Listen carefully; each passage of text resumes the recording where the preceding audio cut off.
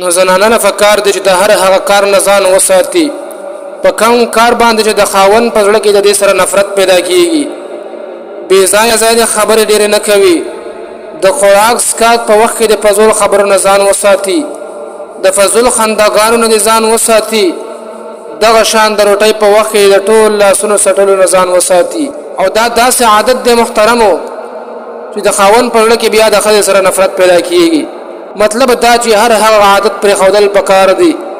چې خاوند هغه بد ګڼي امیر معاویه رضی الله عنه د صعصع بن سومان نه تپوس وکړو